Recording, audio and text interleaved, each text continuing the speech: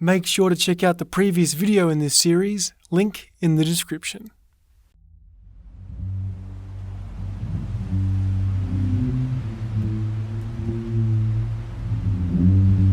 July 2005. Heather. Her name clung to my mind.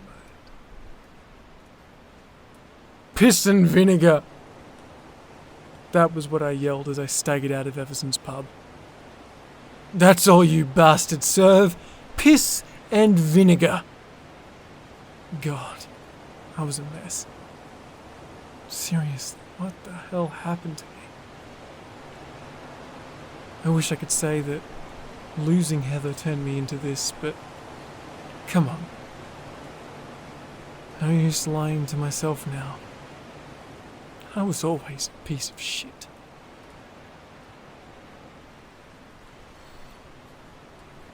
Look at yourself, Damien. Would you want to live with you? She probably just ran away.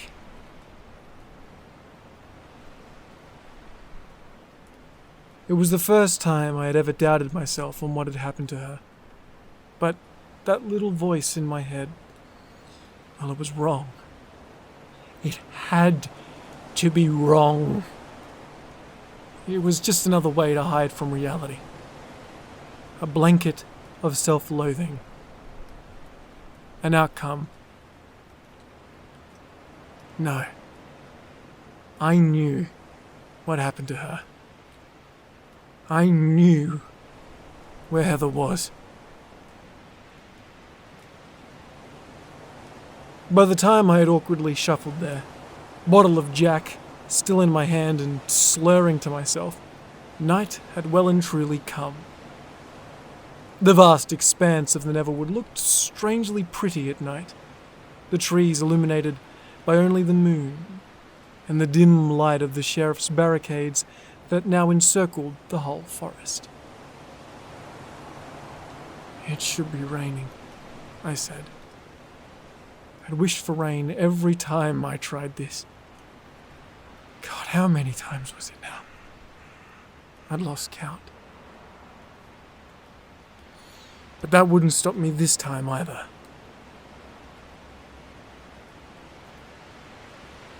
It was pouring on the first night I tried. As much as I wanted to smother that memory with booze, I was still certain of that much. It was raining on that first night. I remember how the water made my clothes cling to me and washed the blood down my face. There was a nasty bar fight that night, to be sure. Give her back to me. I spat at the Neverwood. Give her back. What was my plan? Get past the sheriff's barricade? Then what? I'd be drunk and alone and cold in there. But I was well past logic at that point. Desperation does that to a person, I guess. As I got closer, the light of Constable Prescott's torch hit me. Oh, you've gotta be kidding me again with this shit? Go home, Damien. I'm not in the mood for this tonight. Ignoring him, I went straight for the barricade. I was so shit-faced that I hardly noticed his hand on my chest, stopping me in my tracks. Damien. Prescott started. Come on, man. You're not thinking. Just leave it alone tonight, alright? I don't want to do this dance, okay? If you go over there and wait by my cruiser, I'm more than happy to give you a lift home when my shift is done. It shouldn't be more than a few hours. But as Prescott moved his hand to gesture towards his car, I seized the opportunity and closed the gap between myself and the barricade. I started the climb until Prescott grabbed at my ankles and yanked me back down. I hit the ground with a hard thud. Get out of here now! Don't make me cuff you! What little patience Prescott had was going fast. But not content with the clusterfuck I'd gotten myself into, I leapt up, wildly swinging at the officer. Drunk men aren't the best fighters, but I'm sure I got a few good licks in. Definitely broke his nose, as I felt the cartilage crunch under my fist. But fists are no match for a police baton. And you know what? In a sick sort of way, I was glad to have him beat the crap out of me. So many attempts. So many failures. It was routine at this point. I even felt like I was on automatic as he threw me into the back of the cruiser and drove me to the station, where I knew Bradshaw would be waiting.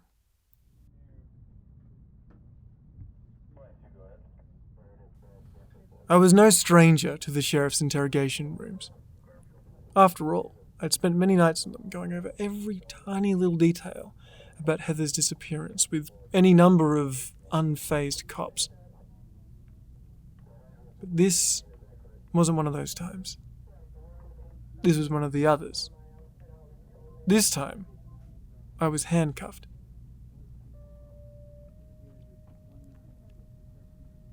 I knew it was Bradshaw just by the way the door opened.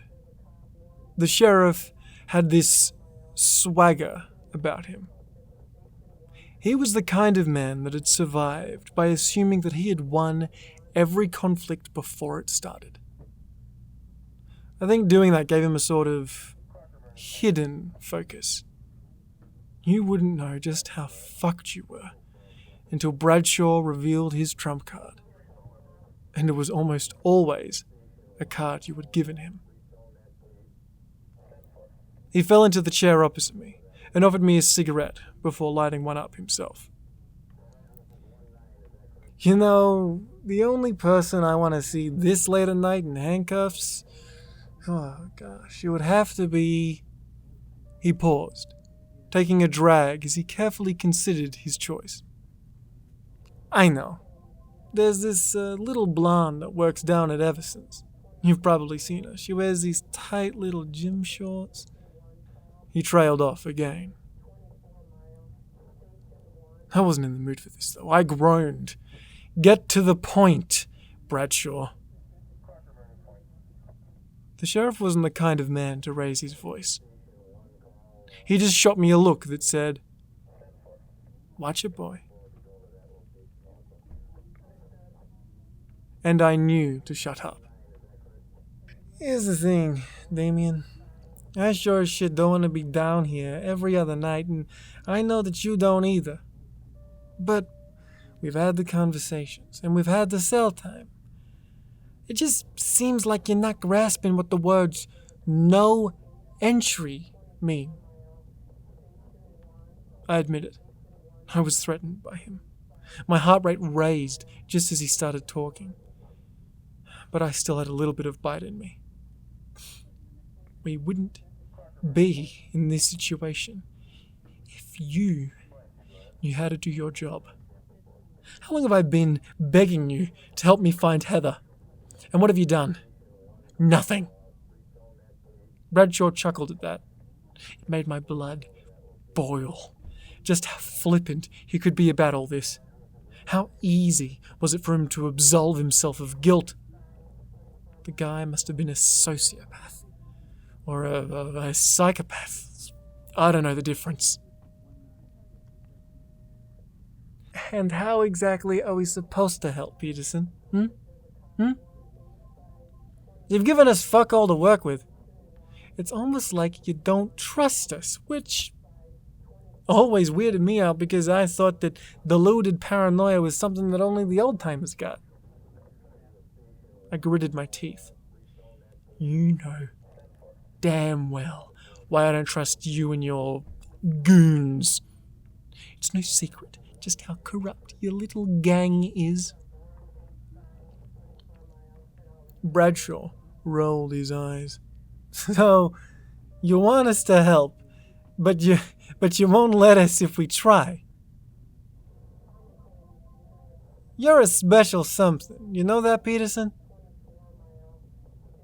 I knew it made me sound nuts, suspicious even, but you'd have to be an idiot to trust the sheriff's department.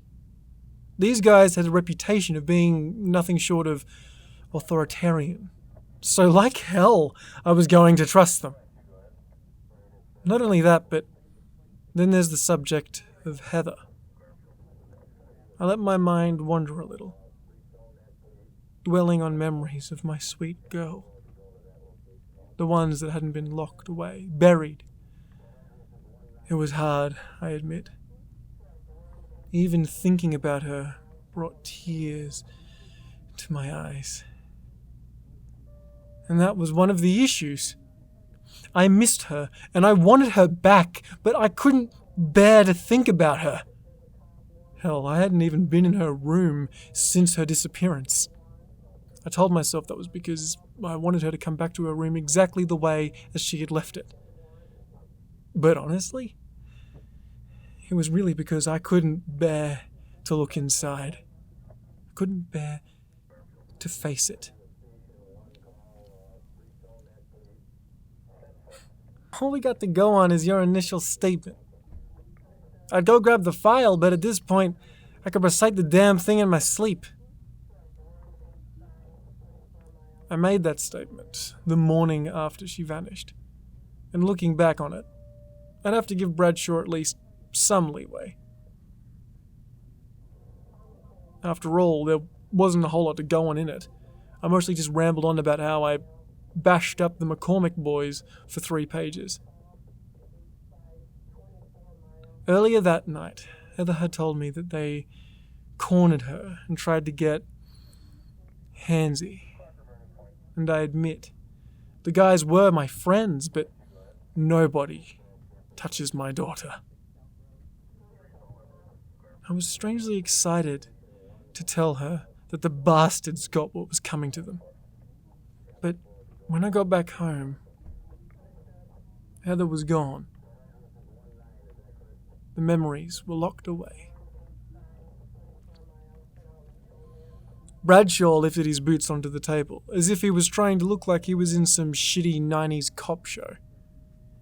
And in spite of all of that, you're still convinced she's in the Neverwood? I mean, Jesus Christ, Peterson. Look at yourself. The kid probably ran away. Not to mention, you got nothing to back up that claim with. You're just grasping at straws. I know she's in there, was all I could say. But Bradshaw was right, in a way. There was a level of false hope in my belief.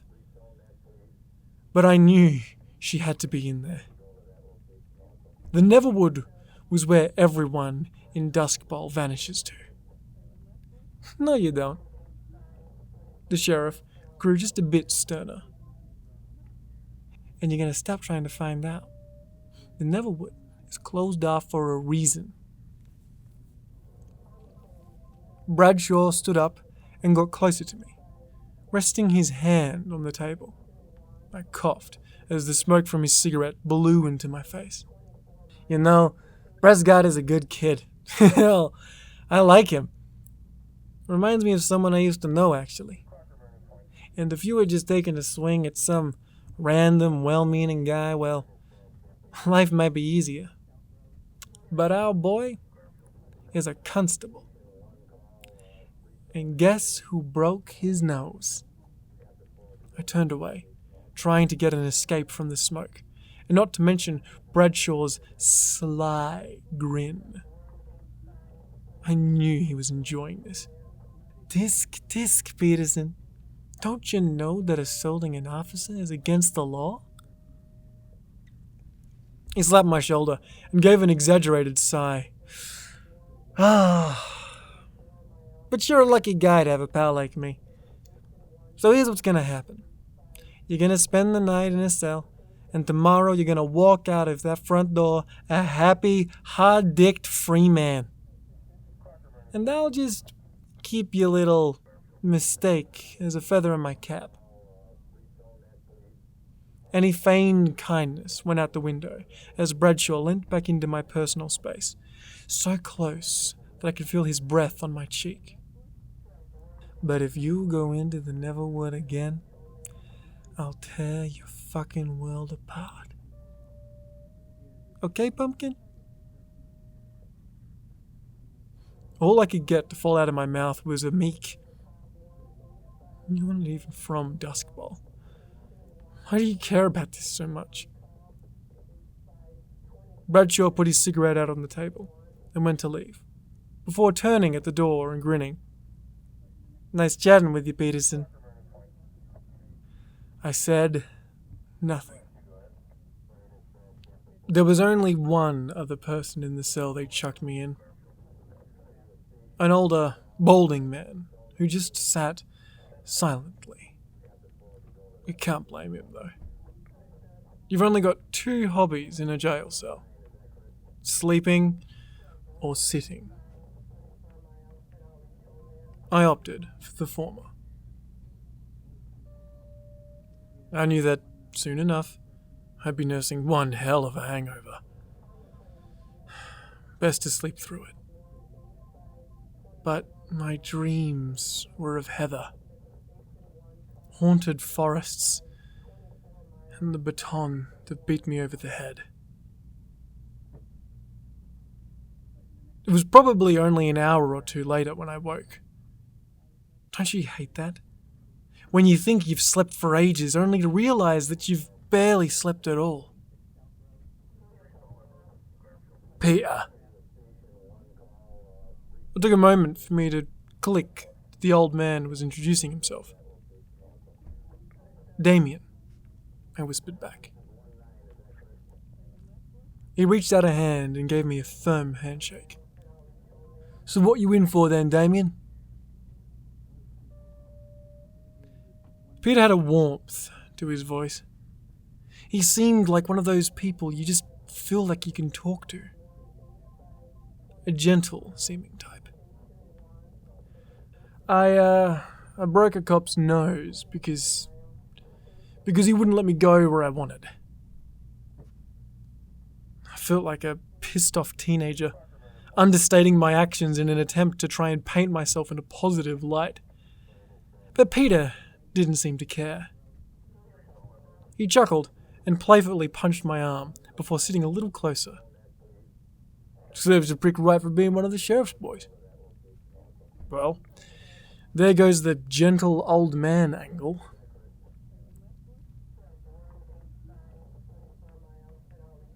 I wanted to tell him I felt bad about it. To tell him not to be so harsh on the copper. Prescott isn't a bad guy.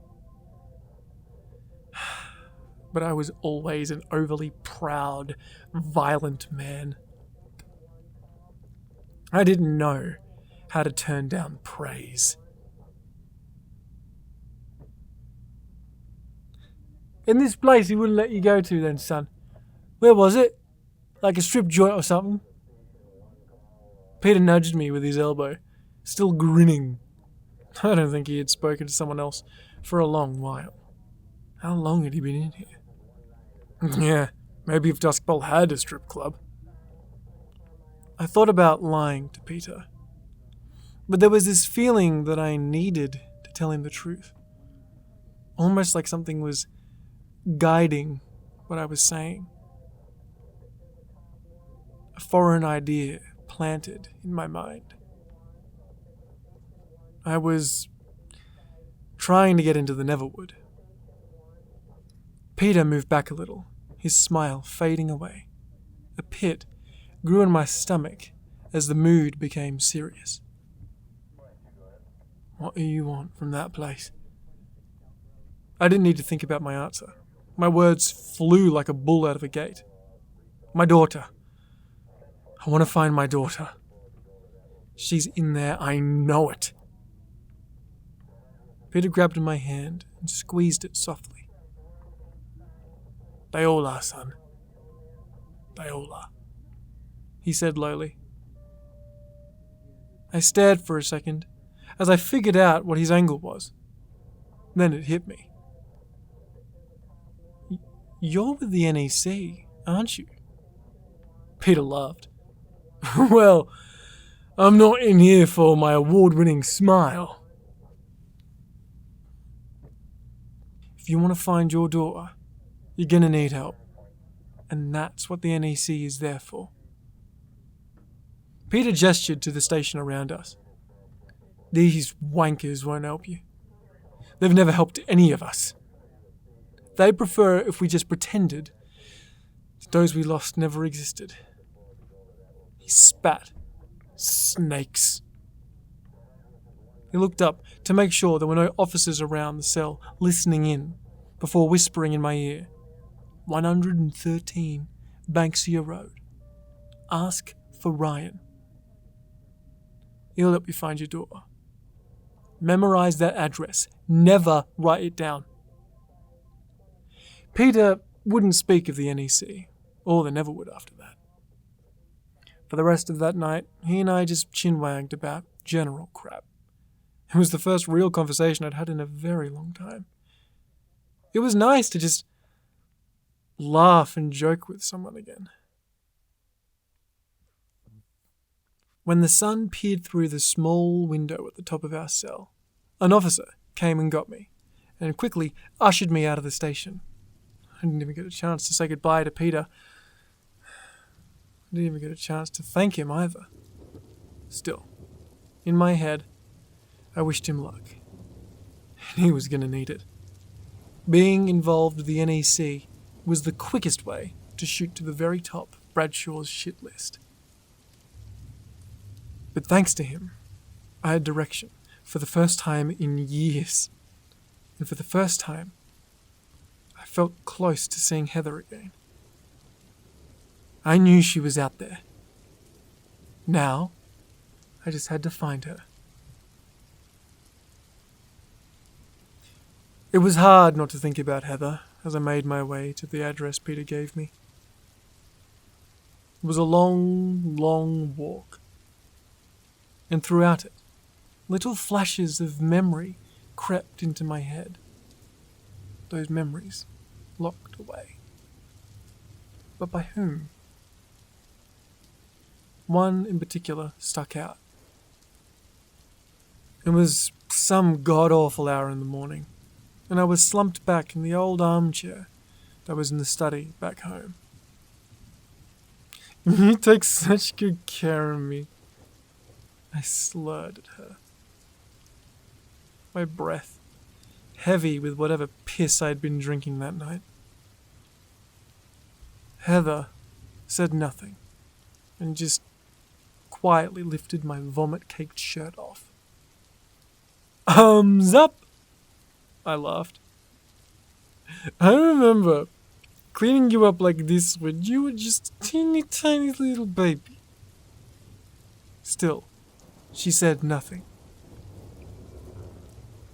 At the time, I was too busy rolling around in my own filth to notice the red in her eyes. Had she been crying? Looking back, I was hit with this feeling like a rock in my chest. Shame. Heavy, crushing shame. I continued to mutter nonsensical bullshit to myself as she went to the other room to fetch water and a bucket. She placed them at my feet and turned back the way she had come. But then she stopped. Why are you like this? She whimpered. The happy drunk in me began to turn. I hate remembering how as she stood there and I watched her, my eyes narrowed. I had no right to be angry. Like what? She half turned back to me and paused, the words clearly bubbling up inside her. I half expected her to scream at me, to yell and chuck a fit. I wanted her to call me every name under the sun. Instead, her gaze lowered, and with a defeated wave of her arm, gesturing to me, She quietly sobbed. I just want a dad. Can't I have that? What did I do that was so wrong that I was given you? You watch your mouth. You do not talk to me like that. I put food on the table. I support us. I am the parent and you are the child. So don't you dare give me that attitude. She didn't even seem angry. That was the worst part. What she said wasn't spiteful. It was desperate. Do you hear yourself? How? Tell me, how in the hell are you a parent? I cook, I clean. You're out almost every night, and every other night it's more of this. She gestured at my sweaty, vomit-covered form again. You can't be the parent because you clearly never grew up. But you know what's worse? I can't bring myself to call you Damien. You're my dad. And as much as I want to leave you here in your shit, and as much as I want to hate you, I can't. The room fell silent. Heather folded her arms like she was hugging herself and continued to look at the ground. How could I have done this to her? A broken person, a wounded person, my daughter, and it was my fault. This memory had been buried for so long, and now it had come back, and now a new wave of shame fell over me. It was suffocating, drowning, and knowing what happened next, remembering the details, I knew it would only get worse. I staggered to my feet, looked at my beautiful, broken daughter for a moment, asking myself if I was really gonna do this. Then, in an instant, I hit her as hard as I could. Heather hit the ground hard and cried hysterically, her composure now completely shattered. God, why did I do that? She cowered as I stood over her, and all I said was, "Go to your room."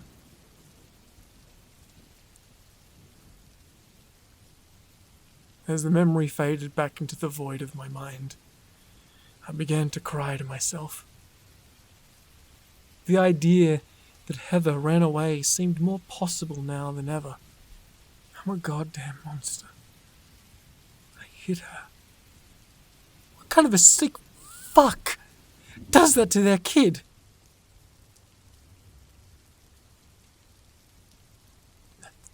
The beer. I tried to console myself. It wasn't me. It was the alcohol. I'm under control when I drink. It's not my fault. But I couldn't even convince myself. I was just fucking wired wrong. I'm sorry. Ran through my head. But I was still too much of a coward to say it out loud. That didn't stop the tears, though. My mind began to race with horrible thoughts. How many times had that happened? How many times had I hit her? Everything was a haze when I drank. Jesus. Did I hit her every time? I prayed to a God that I didn't believe in, begging for it not to be true. She didn't run away. She couldn't have run away. I was still unwilling to let the idea take root. To even consider it more would be to admit that I was someone that needed to be escaped. That I was a monster. A few more hours of walking, and I arrived at the address Peter gave me. It wasn't exactly a stereotypical base of operations. It was nothing more than a white brick house, not even a very nice-looking one. Those walls had seen some years. I tentatively knocked on the door, still not having decided on what I was going to say. A taller man answered. His face was weathered, and his ginger beard gave him an air of authority. "What do you want, mister?" The man sounded wary. He had clearly been dealing with secrecy for some time. Peter sent me?" I said. He looked past me. "And where's Peter?" I saw that the man's right hand was reaching out of sight. Was he holding a bat? Maybe a gun? "He's still in the sheriff's lockup. I don't know when he'll..." The man softened a bit. It was clear he was looking me up and down. Was he trying to see if I had any weapons on me? Maybe some hint that I was actually a cop? "You're here because you lost someone." "My daughter." I couldn't bring myself to say her name after the memory. Why did I remember it just now? Why had I forgotten it to start with? "We've never found anyone," he said abruptly. "Okay." "The closest we ever come is maybe a small clue here or there, but that's it." "All right." "And with no guarantee of ever finding anything to do with your daughter, are you willing to break the law and come into the Neverwood?" "I will risk anything to find her," I replied. The man gave a low smile and extended a hand. "Well then, welcome to the Neverwood Exploration Club." I had expected a far more efficient screening system. After all, I could have been a cop. But in the end, the NEC wasn't a professional organization, just members of the community. They had to make use of what and who they had. Before going in, I affirmed to myself one last time, she's in the Neverwood. The man led me through what I assumed was his house. The walls were covered in maps and missing persons posters, and while they were in good condition, the rest of the house wasn't. Litter cluttered the floor, and dirty dishes could be found over every surface. Finally, we reached the lounge room. It was the only clean part of the house. Inside, I heard several people talking. Was this the legendary NEC? Everyone in Duskbowl had at least heard of them. They weren't what I expected. "Ryan, by the way," the ginger-bearded man piped up, remembering his manners. Ryan gestured to the others in the room. It was mostly couples with one or two people on their own.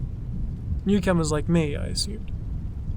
Some were quite young and clearly desperate. Others, the older ones mostly, seemed calm but somber. The introductions were short. Many just seemed concerned with poring over Ryan's many maps. "You'll have to forgive the mess. We're planning another expedition in a few days." I nodded and made my way around the room. I glanced at the other members, half-hearted smiles of acknowledgement before they returned to whatever it was they were doing. One woman in particular caught my eye though. She had long brown hair and sat with her knees tucked under her chin. Hey there," I greeted her. She looked sort of startled like a deer in headlights, that I was talking to her.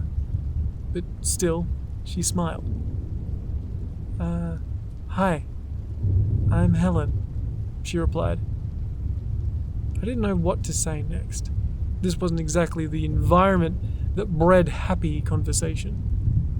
I was flanked on all sides by the distraught and the grieving. Flanked on all sides? It was strange to think of myself as separate, as if I wasn't feeling what they were. Helen looked back to what she was doing, while I tried to find something else to say. It's funny. In any other circumstance, I might have made a move. She had that sort of natural beauty about her. Damien, right? An elderly woman asked, and began pulling me away. She took me to one of the couches, and sat me down next to another, older man. Then she sat down next to him, and said, with a smile, My name is Barbara, and this is Keith. We always like to talk to the new members, don't we, honey? She looked to what I assumed was her husband. He just grunted in approval. So, we're here planning for another search, and who do I see but a young man standing with Ryan in our doorway? So come, any questions? We'll do our best to answer them. I admit, I wasn't overly inquisitive at that moment. I didn't care about these people. My only concern was finding Heather. But still, I reasoned that if I had to go into the Neverwood with them, a bit of rapport wouldn't hurt. I guess. Why are people of your age doing something like this? Did you lose a grandchild, or... I trailed off. The moment the words left my mouth, she laughed a little, and I saw that she was sliding her hand across the couch, reaching for Keith's. Well, she started, we aren't actually looking for anyone anymore. We're here to help others find their loved ones. I furrowed my brow. What do you mean, anymore?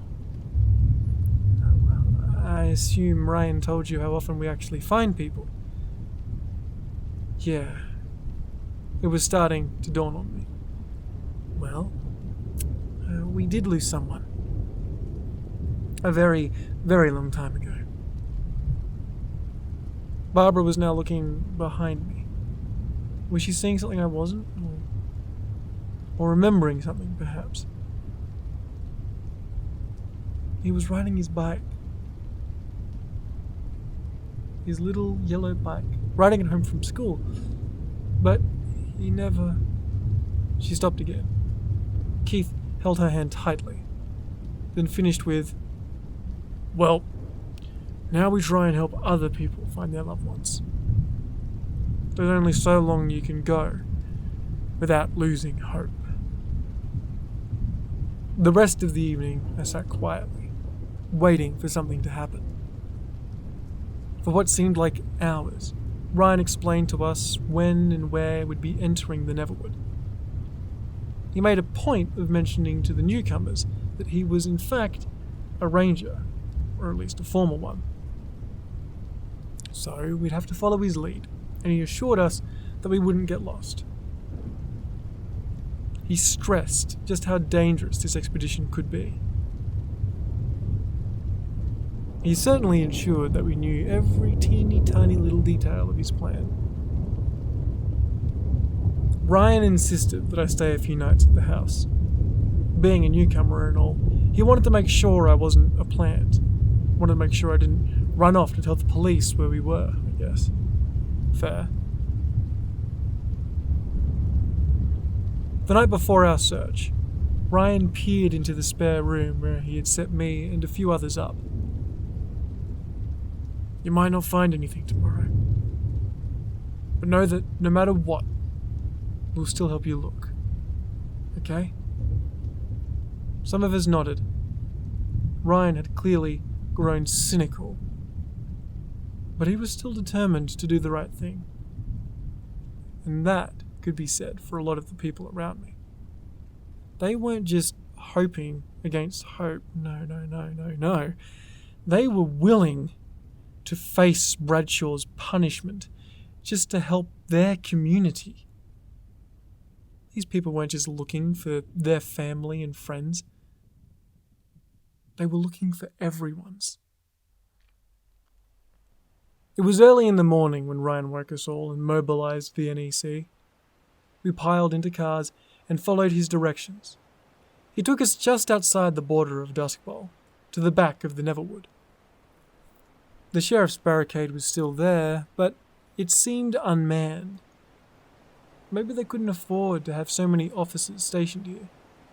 Or maybe there was something else at play. "Are we sure about this?" I asked. Nobody answered. But after a while, Ryan said, "It's the only way in where they won't jump us. There's also some dense shrub nearby where we can hide the cars. Don't worry about getting into the Neverwood though. They won't follow us if we're quick enough." I was confused. I scratched my chin and asked, "Wait, why wouldn't they follow us?" Ryan shrugged. "They never do." We moved swiftly and silently, and before I knew it, we were climbing over the barricade. It was surreal for me. I had been trying this for God knows how long now, and today, it seemed like it was hardly a challenge.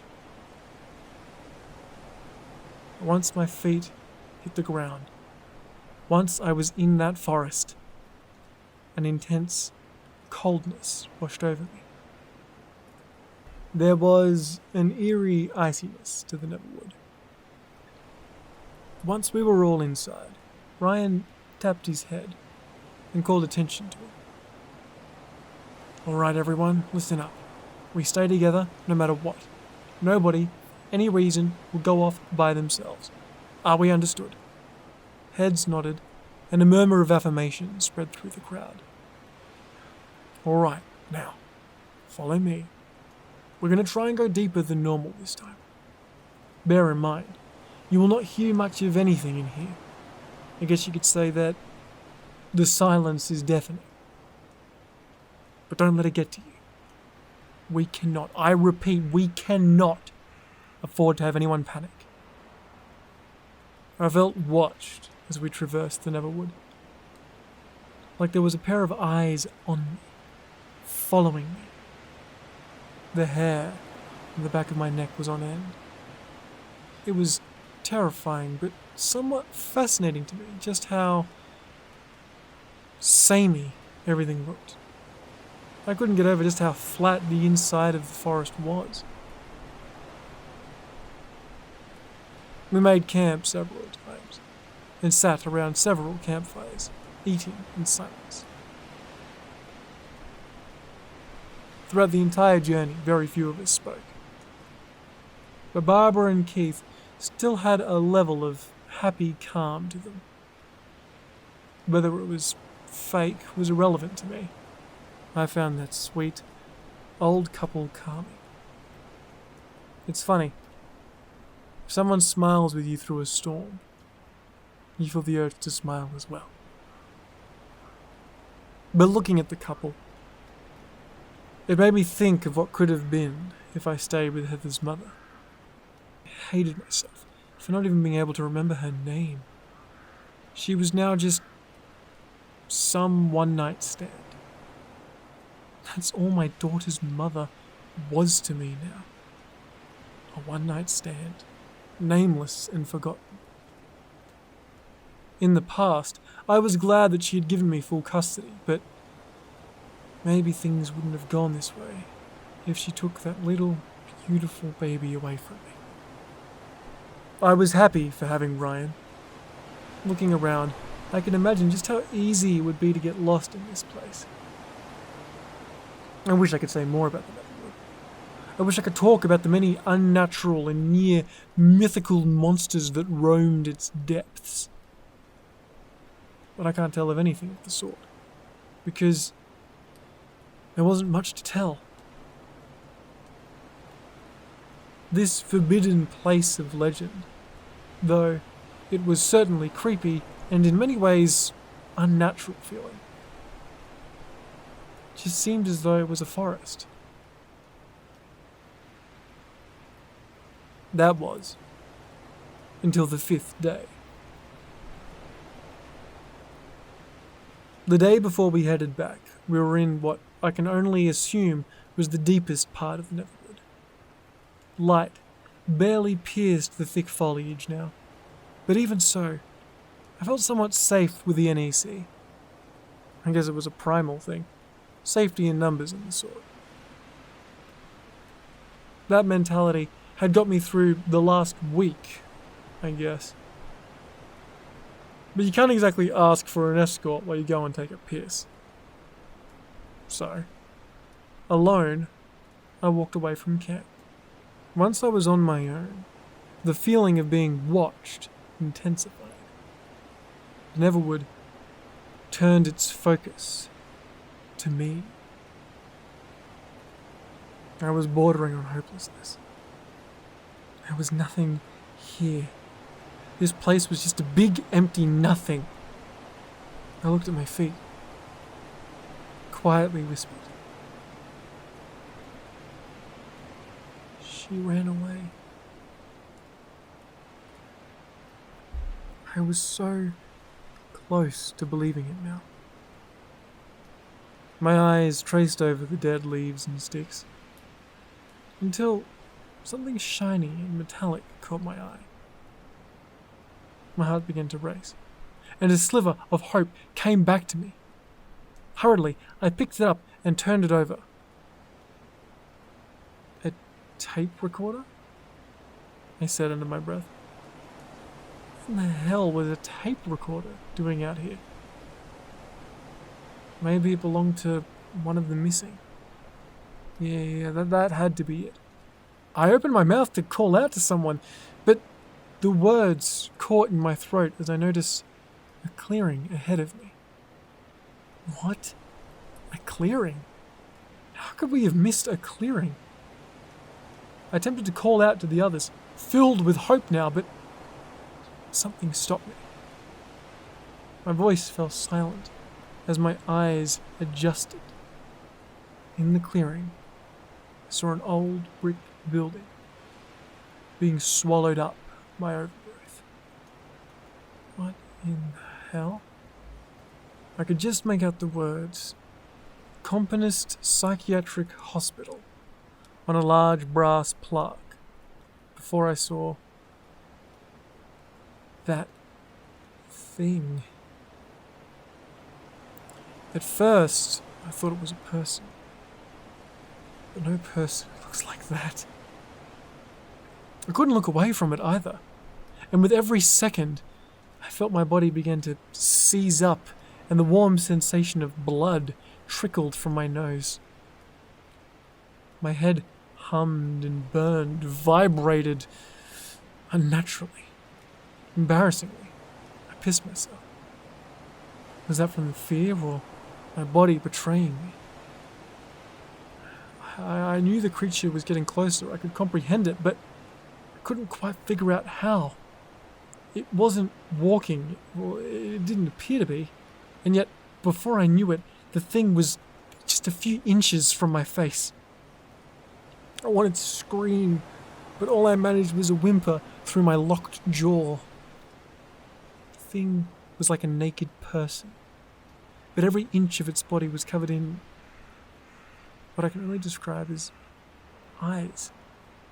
It was slimy and wet, and despite how close it was, I felt no breath on my face, and no smell came from its unnatural form.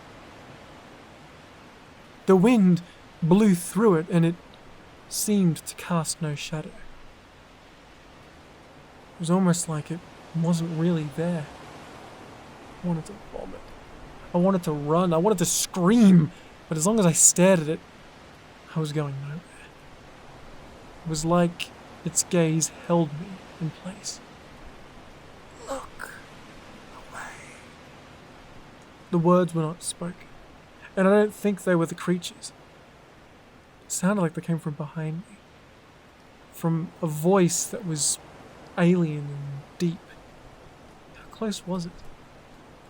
Through the pain, I panicked at the thought of some unseen thing breathing against the back of my neck. I spun around to see. Nothing. Nothing but endless woods stretched out before me. My lungs burned as I tried not to hyperventilate. I took deep, shaky breaths. Was I going mad?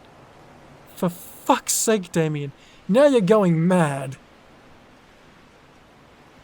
I was seeing monsters. And now there was one behind me. That eye thing. I knew the eye person must have still been standing there, but what was it doing? I expected its glistening, bony fingers to bury into my back and tear out my spine, pluck out my veins and make me watch, monster shit. But nothing. The voice had released me. I felt more and more like my thoughts were being guided, not controlled, but set on a path I would never have originally chosen. Or would I? No, not released. The voice and the creature had let me go. I had stumbled onto something that didn't want to be found. But what made me think that? And how did I find it? I heard Ryan's voice cut through the trees. Damien! You out there? Have you found something? I wiped the blood off my face with my shirt and threw the tape recorder back on the ground. If Componist didn't want to be found, I wasn't going to reveal it. No, nothing. I'm just taking a leak, I called back, trying as hard as I could to sound fine. I was so scared. I wanted to tell Ryan, I did. Maybe Componist was where our loved ones were. But I lacked the courage to face that monster again. Questions were asked about the piss on my trousers and the blood on my shirt as I got back to camp. I fell down while I was taking a piss and bumped my nose. That's what I told them. I didn't really have a better excuse. So I hid in my tent until we packed up to leave. The Neverwood wasn't a big nothing anymore. I was sure that something, or lots of somethings, hid behind every tree. I knew it was watching me. I hate to admit it. But Heather was now the last thing on my mind. I just wanted out. Over the course of our 5-day hike back, I was granted my wish. The whole way was spent looking over my shoulder and being hyper alert.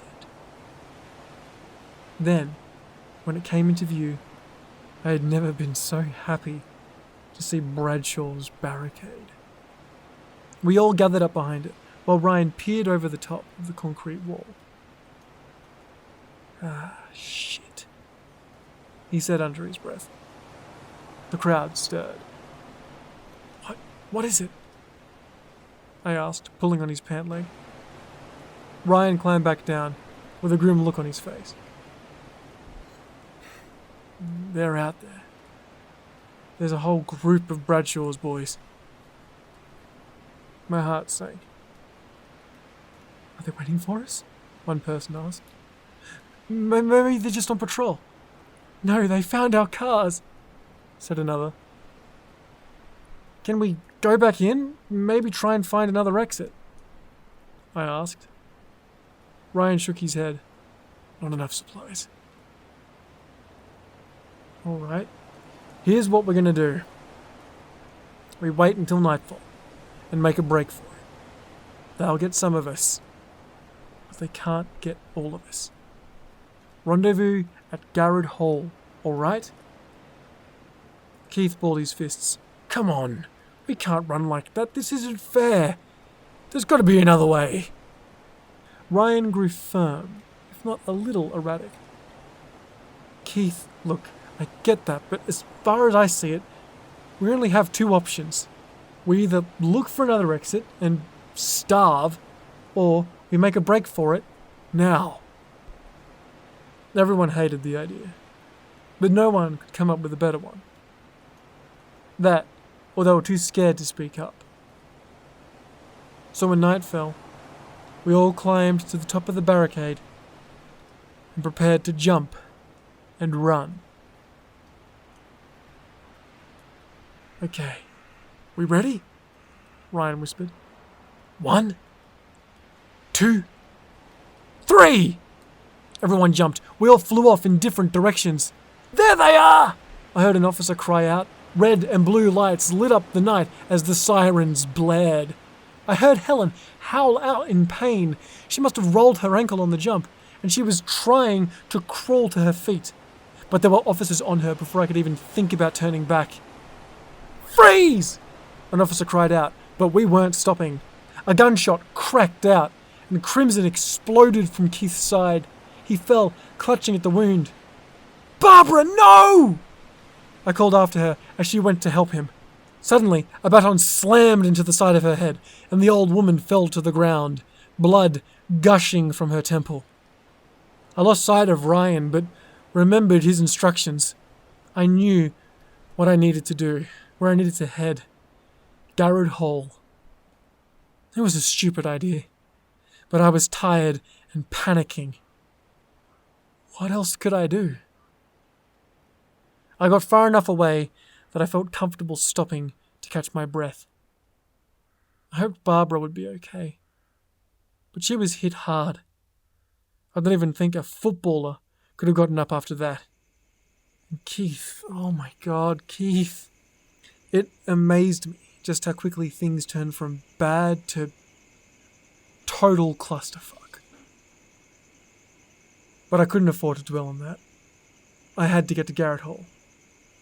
I had to find Ryan. It took hours to walk back to town. By the time I had made it to the alleyway outside of the hall, my feet were bloodied and blistered. All I could do was lean on a wall and wait, trying not to think about the pain. The night air was cold and still as I waited for a rendezvous that probably wasn't coming. I thought back on what had led me here. Where did my life go so wrong? Hey! A voice shook me out of my thoughts. A young woman stood a few feet from me. How did I not notice her? Thinking she was some druggo or mugger, I turned away. Her false confidence began to crack as she not so subtly said, So, you like hiking? Alarm bells in my head began to go off. Was she a cop? Who was this girl? She didn't seem like one of Bradshaw's. She seemed too... what's the word? Insecure? Weird? I played along, but kept my distance. I couldn't just go trusting anyone. That depends. Where? Woods, mostly. She said it like a question, but clearly meant it as a statement. This was obviously a person who didn't do basic human contact very well. But I couldn't trust this wishy-washy shit. I needed a straight answer from this girl before I could start to tell where her allegiances were. Well, duh. Where else do you go hiking? I mean specifically. The girl was uneasy. I could tell she was having a similar problem to what I was. She clearly had something she wasn't sure she could say. She gulped and said, lowly and nervously, "Companist?" In a flash, I grabbed her by the scruff of her hoodie and threw her against a wall. I held my face close to hers and hissed, "Where did you hear that name?" I held her face still and glared into her eyes, waiting for an answer. She was stumbling over her words and blurted out, "Lady of the Lake." Lady of the Lake? The old ghost story? I reasoned that this girl clearly had no idea what she was talking about, or was just crazy. So I eased off. Still holding her hoodie, I tried to steer the conversation back to companist. Why? Why are you looking into this?" I asked. "I lost someone." She wouldn't look at me when she said it. Her quiet desperation reminded me of Heather's voice the night I hit her. I was starting to put it together. Maybe she thought the NEC met up at Garrett Hall for their meetings. She was looking for someone, in much the same way I had been searching for Heather. I let her go and slumped against a wall, gesturing for her to do the same. "Who?" I asked. It didn't seem like she was talking to me when she said it. "Marshall." The name sounded familiar, although at first it was hard to place. But then, I remember getting drunk and yelling at the radio. What? The radio guy? If he was who I thought, Marshall was the former host of Duskbowl FM, our shitty little town's only real radio station. She nodded. I couldn't help but chuckle. Why was she looking for him? Man, that guy was an asshole. She cut me off with a glare. And I thought back to all those times the police never took me seriously about Heather. I apologized. "Sorry." "So who did you lose?" She was looking for quid pro quo, I guess. But I didn't have the same strength to open up. As the weeks had gone by, my shame was now bearing down on me like thunder. I changed the subject. "You know something? There are buckets of cold piss that are better than this town." It was nice to see the girl laugh a little. It reminded me of Heather's laugh, when she was still too young to see me for the monster that I was. "Yeah, tell me about it," she said with a half grin. The tension between us was crumbling away. "So, you were the Neverwood Exploration Club?" I didn't answer it at first. More and more, the paranoia of being jumped by Bradshaw's men hung over me. I thought back to how quickly they were on Keith, Barbara, and Helen. They were like a pack of wild dogs.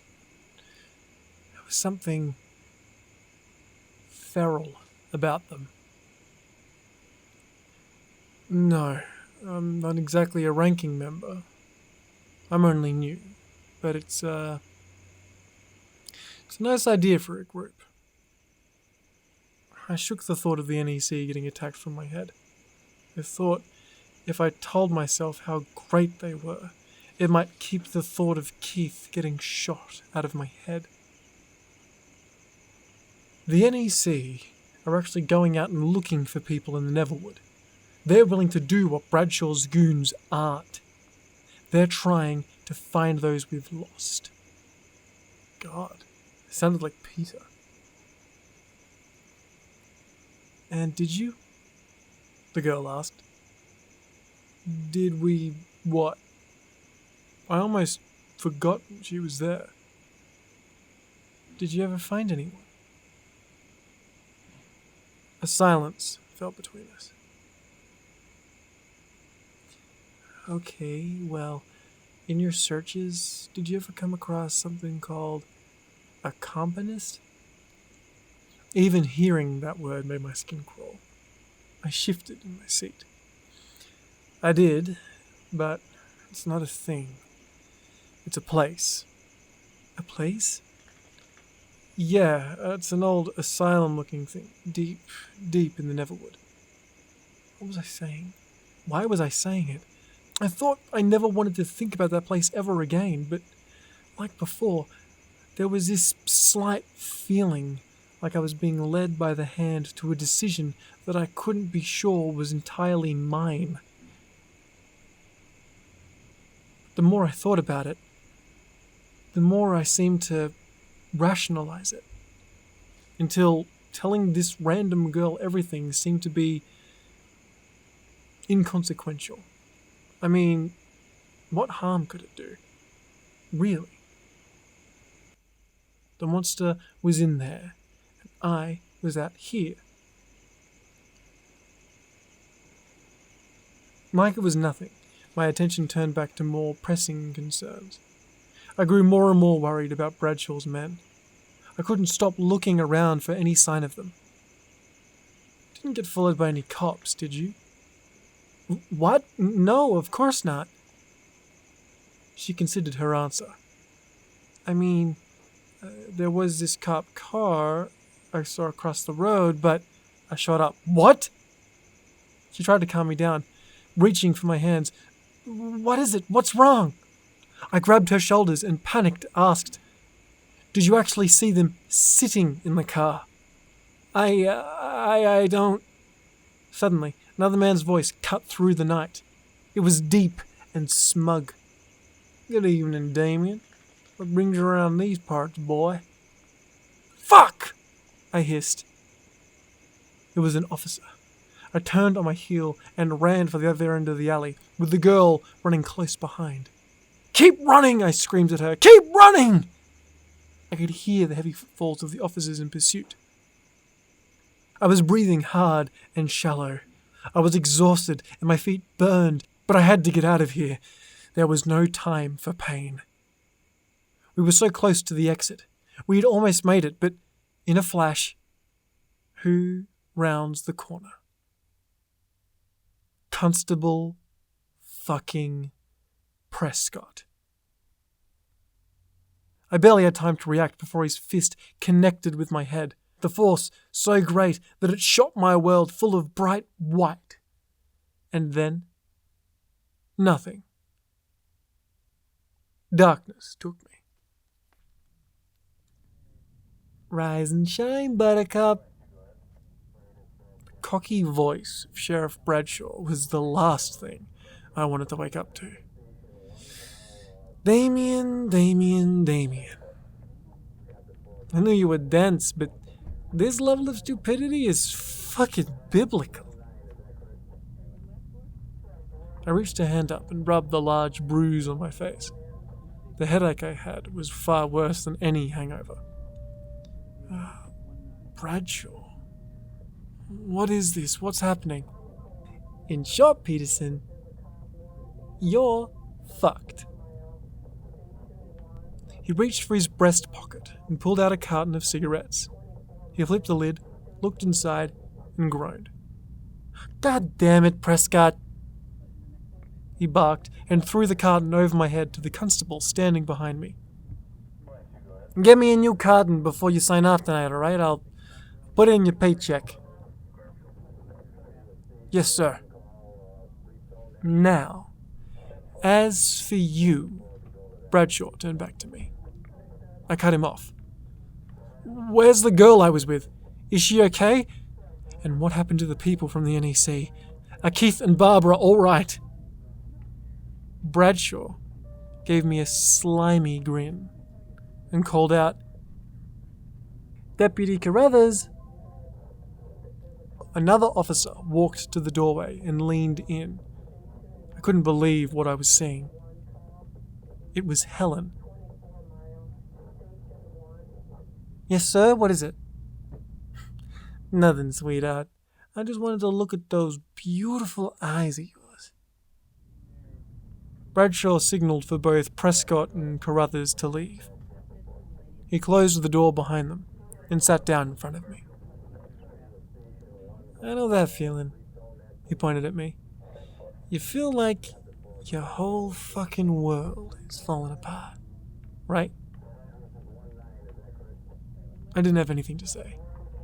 If Bradshaw had a plant in the NEC, that meant that they and I were fucked from the very beginning. And let me tell you, in the next 5 minutes, it's gonna get even worse. So how about I tell you a story? You know, speed up the life fuckage that you're about to incur. I was thinking at 1,000,000 miles an hour.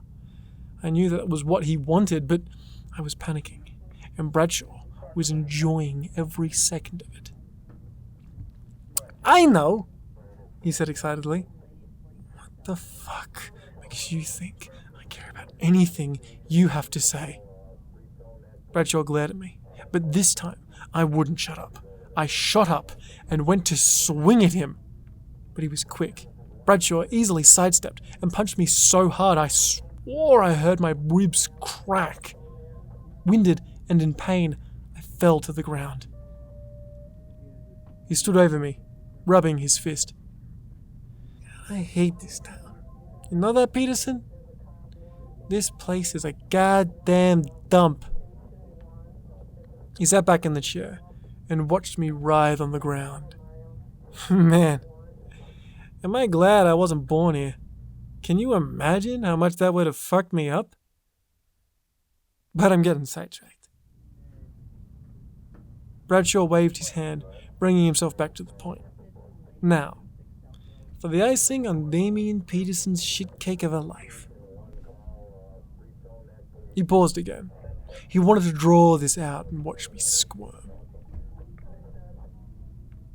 To shut you up while you were playing pretend in the Neverwood, I got my officers to do their job for once. And guess what? You won't believe this. We found Heather. My blood turned to ice. Everything turned to white noise. I felt like the very ground beneath me was about to fall away.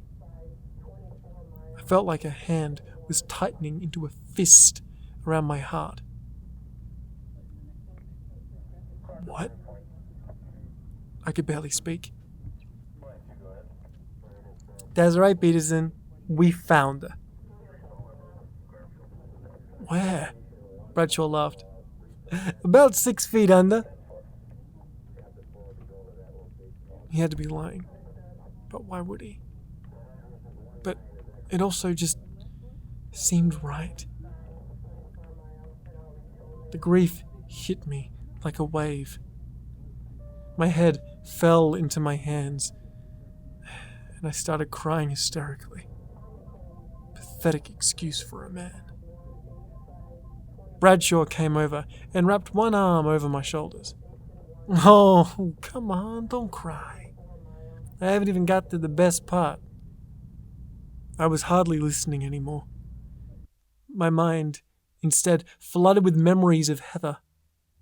The ones I had buried. The ones I had chosen to forget. Bradshaw tried not to laugh, holding a hand over his mouth. Do you know where we found her? You're gonna love this. Wait for it. Under the house. The sheriff almost fell over laughing, but I was in shock. What? My crying stopped. The tears were replaced with a horrified realization. And judging by the coroner's report and the blood we found in the bedroom, it looks like all those years ago, you went out, bashed the shit out of your friends, your only friends, for touching your little girl, before coming home and choking the bitch to death. It made too much sense. Repression is a powerful thing. I must have used Neverwood as a scapegoat. She was never there. But she never ran away either. But I wished she had, because I killed her. I choked on the words. You sure did, cowboy. I knew you were a bad drunk, but god damn! Bradshaw just kept talking and talking, but his words fell away. She had told me that my friends, my only friends, had touched her. So naturally, I went and showed them why you don't ever fuck with a father. But after that, what did I do? What did I do? What did I do? What do I always fucking do? I just had to go and have a drink, didn't I? What did I tell myself it was? A victory chug? That must have been what happened. The drunker I got, the more I must have begun to doubt Heather's story.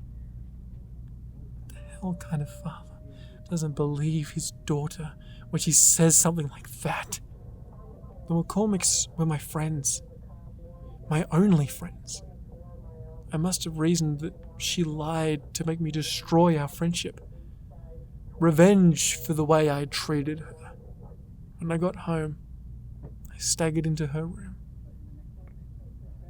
and, engulfed in a blind rage, strangled her where she slept. Then, I carried her to the crawl space under the house and hid her away. I left her bedroom as I had found it and closed the door.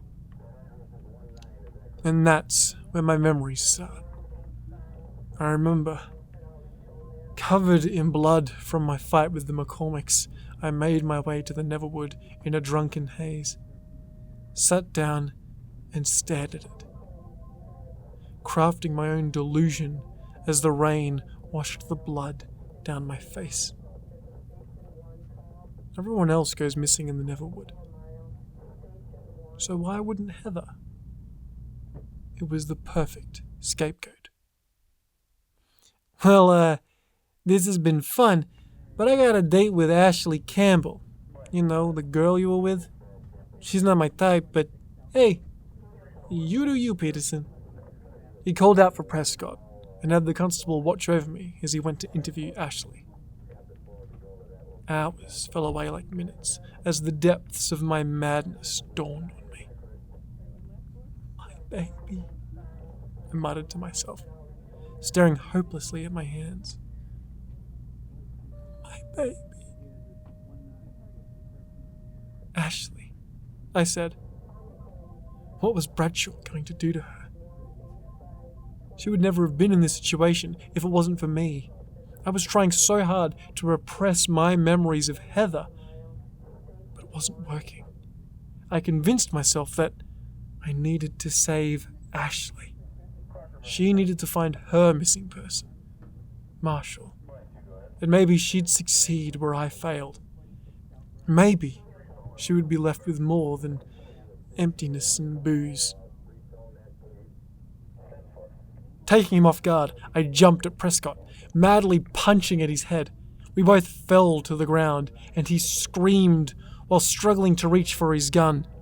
He resorted to grabbing both my hands to stop my attacks, but I shook free and beat on his face until it was a mess of blood and bruises. Once he stopped moving, I grabbed his gun and keys and left the room. Was he even alive? Hopefully he was just unconscious. Had I gone too far again? Did it even matter? No. All that mattered now was one thing. I was going to save Ashley Campbell, no matter what. Having heard the yelling, Deputy Carruthers, weapon drawn, came running down the hall to investigate. Before she had a chance to round the corner, I shot her in the chest, tossing her onto her back. I stepped over her and continued on. I had been to this station often enough for interviews about Heather that I knew where all the interrogation rooms were. When I found her, Ash was seated at the table, eyes red. It was so hard not to see Heather in her. If she said anything, I didn't hear her. My thoughts were singular now. I didn't matter anymore. I had to do something for her, just this once. She needed a dad right now. Someone who protects their daughter. I ushered her to the back exit of the station and pushed her out of the door.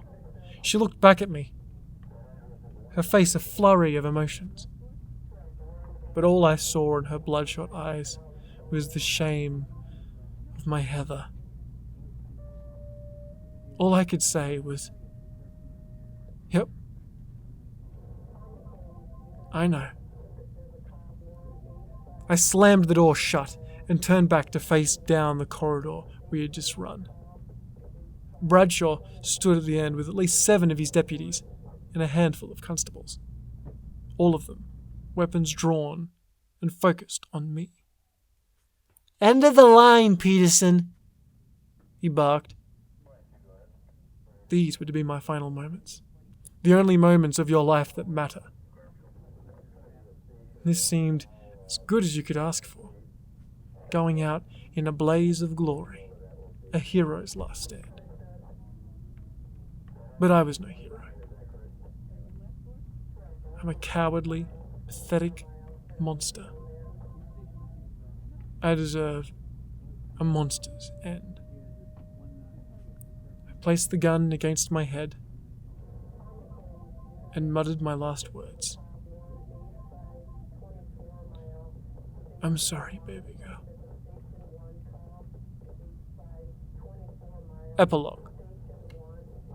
Prescott winced as he held the ice pack against his face. He'd always had a soft spot for Damien, and was saddened by the way the guy went out. But damn, was he not feeling too sorry after the beating he got? Say what you will about the late Damien Peterson, but the fucker sure packed a punch. This whole situation was a mess. The sheriff had said something to Damien when Prescott was out of the room, and now they had a suicide, his face was smashed in, and another officer was in hospital with a bullet in her chest. Prescott didn't know Helen very well, but he hoped she'd be okay. Nobody deserved to die like that in his book. The last he saw of her, she was being wheeled into the back of an ambulance. In the confusion, the young constable, ears ringing, dazed, and probably concussed, staggered to the chairs outside of the sheriff's office. Looking back on that night, he'd reasoned that a debrief was going to come, so in his state, maybe he just thought to try and get it over with early. He also decided that it was the best place for him to recover. Through the door, he could just hear the sheriff talking with someone. Was he on the phone? It's not going to be easy to cover up a shooting at a police station, James, the unknown voice said. James?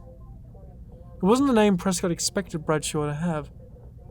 He thought he was more of a Kyle or a Sam. Then don't cover it up. Let the public know what happened.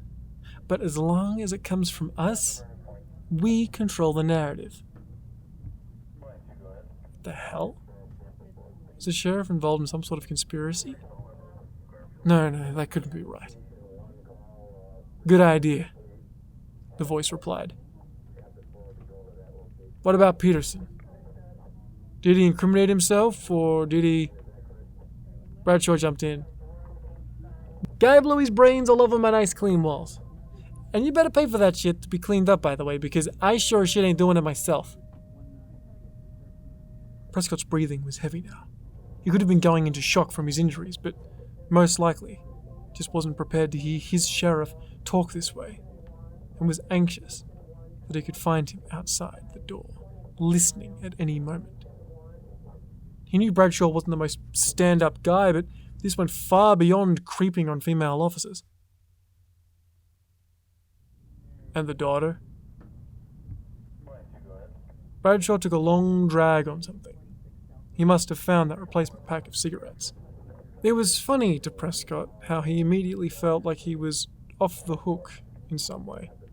Now he could spend that money at the video shop or something. I told Peterson that he killed her, and you know what? He believed it too. But no, she's just fine. Bradshaw had a grin in his voice as he said that. The other voice paused for a moment. And are you... It trailed off. Doing that large-scale shit again? Bradshaw ended. Fuck no. Definitely not after last time. But one runaway with a dead daddy? And in a town like this? Well, I hardly think it'll matter in the long run. The voice on the other end sighed. Well, as long as you don't let it get out of hand again. Prescott heard him smile again. What can I say? Old habits die hard. Who was that voice? Prescott didn't know it, but it was commanding, with hard word pronunciations. Whoever it was, they clearly had power, and a great deal of it. Your deputy. Is she dead? Still too early to call it, but if Peterson had killed her, well, we could have wrapped this up right there. I admit, it was a good plan. Hey, murder or suicide, the way that we pushed him, he was gonna go one way or the other. I just didn't think the fucker would try going for both. But hey, I gave him the means, I guess. You know, I didn't even cuff him. Yes, James, you truly are a stand-up officer. Bradshaw scoffed as he hung up the phone. Yeah, up yours too, dickhead. When Bradshaw opened his door to see a bloodied and bruised Constable Prescott, his demeanor changed. Well, howdy do, he said. Don't you look like shit? G'day guys, thanks for listening to that video, and before I head off today, I just want to give a special thanks to my beautiful patrons, Lady Nevermore, Catherine Gordon, the Curator, and Skulk Queen. If you see them in the comment section, please say g'day.